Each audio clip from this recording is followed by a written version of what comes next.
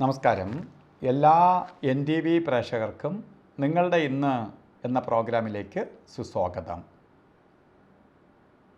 ഇന്ന് 2024 ഡിസംബർ മാസം 30-ാം തീയതി 1200-ാം ആണ്ട് ധനുമാസം 15-ാം തീയതി തിങ്കളാഴ്ചയാണ്. ഇന്ന് നക്ഷത്രം മൂലം നക്ഷത്രമാണ്.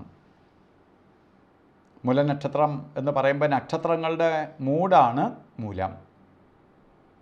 അപ്പോൾ മൂലനക്ഷത്രം എന്ന് പറയുമ്പോൾ അതിനെ മൂട് എന്നാണ് മനസ്സിലാക്കേണ്ടത്. അപ്പോൾ നക്ഷത്രങ്ങളുടെ മൂടാണ് മൂലനക്ഷത്രം. പക്ഷേ ഇന്ന് അമാവാസിയുടെ ഇരുട്ട് വ്യാപിച്ചിട്ടുള്ള ദിവസവും കൂടിയാണ്. അപ്പോൾ ആഴ്ച കൊള്ളാം, നക്ഷത്രം കൊള്ളാം, പക്ഷേ ഇന്ന് അമാവാസി തീർന്നിട്ടില്ല. അമാവാസി എന്ന് വെച്ചാൽ ഇരുട്ട് നിൽക്കുകയാണ്. ഇരുട്ട് നിൽക്കുക എന്ന് പറഞ്ഞാൽ പല കാര്യങ്ങളും ഇരുട്ടത്തായി പോകും. ഇറങ്ങുന്ന കാര്യങ്ങൾ അത്ര കണ്ട് വിജയത്തിലേക്ക് വരത്തില്ല. പ്രകാശം കുറഞ്ഞു നിൽക്കുന്ന സമയമാണ്. അപ്പോൾ ഇപ്പോൾ ശുഭമായ ചില കാര്യങ്ങൾ ചെയ്യാമെങ്കിലും ഇപ്പോൾ സുപ്രധാനമായ കാര്യങ്ങൾ, ലോങ് ടൈമിലേക്ക് ചെയ്യുന്ന കാര്യങ്ങൾ ഈ ദിവസം അകലെ ഒഴിവാക്കുന്നതാണ് നല്ലത്. കാരണം അമാവാസിയുടെ ഇരുട്ട് നിൽക്കുകയാണ്. അപ്പോൾ നമുക്ക് ശുഭകാര്യങ്ങൾ മാറ്റിവെക്കുന്നതാണ് ഏറ്റവും ഉത്തമം. അതുപോലെ ഇന്ന് ബർത്ത്ഡേ വന്നിട്ടുള്ളവർ മൂലനക്ഷത്രം ഒരു വർഷത്തെ ഫലത്തെ ചിന്തിക്കുമ്പോൾ ധനുമാസത്തിലെ മൂലനക്ഷത്രം നിങ്ങൾ ഒരു വർഷത്തെ ഫലത്തെയാണ് ചിന്തിക്കേണ്ടത്. ഒരു വാർഷിക ഫലത്തെ ചിന്തിക്കുമ്പോൾ വളരെ സന്തോഷപ്രദമായ ഒരു വർഷമല്ല നിങ്ങൾക്കെന്നറിയാം. കാരണം ഇരുട്ട് വ്യാപിച്ചിരിക്കുകയാണ്. പലതും കിടന്ന് എഴയും.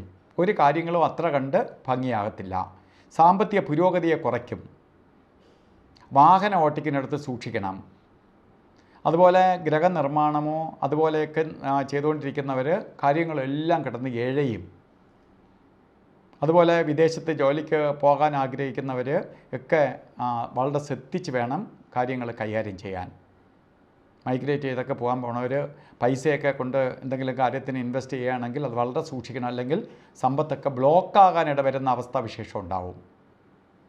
അപ്പോൾ ബർത്ത്ഡേ വന്നിട്ടുള്ളവർ വളരെ സൂക്ഷിക്കണം. കാരണം ഒരു വർഷത്തെ ഫലത്തെ ചിന്തിക്കുന്നത് കൊണ്ട് ഇരുട്ട് വ്യാപിക്കാനിടയുള്ളത് കൊണ്ടും നിങ്ങൾ തിങ്കളാഴ്ചകളിൽ ദേവീക്ഷേത്രത്തിൽ പോകണം. പൗർണമി ദിവസം ഇരുട്ടിനെ അതിജീവിക്കാൻ വേണ്ടി പ്രകാശമേ ഉള്ളൂ, വെട്ടം. അതാണ് പൂർണ്ണചന്ദ്രൻ ഉദിക്കുന്ന ദിവസമായ പൗർണമി ദിവസം വ്രതാനുഷ്ഠാനത്തോടു കൂടി പൗർണമി പൂജയ്ക്ക് പങ്കെടുക്കണം. അതേപോലെ അന്ന് വ്രതത്തോടു കൂടി ഇരിക്കണം.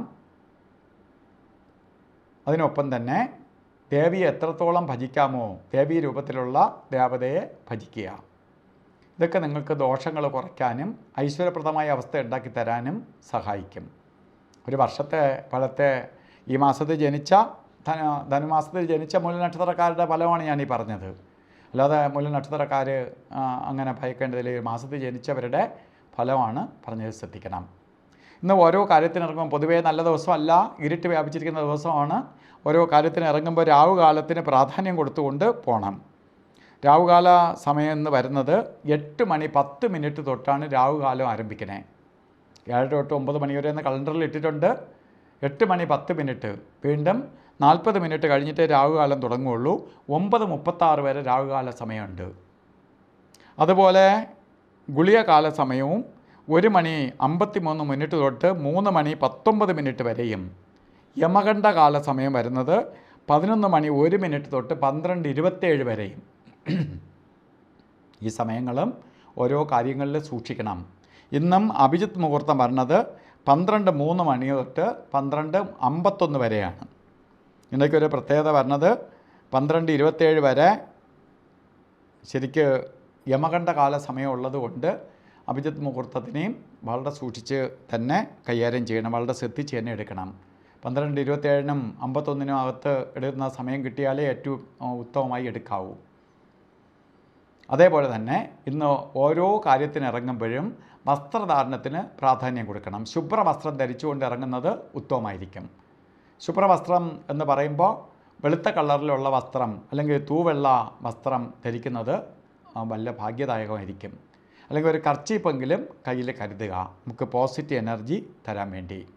ഇന്നത്തെ ദിവസം അത്ര നല്ലതല്ല. എന്നാലും കഷ്ടതയൊന്നും ഉണ്ടാവാതെ ബർത്ത്ഡേ വന്നിട്ടുള്ളവർക്ക് ഒരു വർഷത്തിൽ ദുരിതമൊന്നും വരാതെ കാര്യങ്ങളെല്ലാം ഭംഗിയാവാൻ വേണ്ടി പരാശക്തിയുടെ അനുഗ്രഹം ഉണ്ടാവട്ടെ എന്ന് പ്രാർത്ഥിച്ചുകൊണ്ട് നിർത്തുന്നു.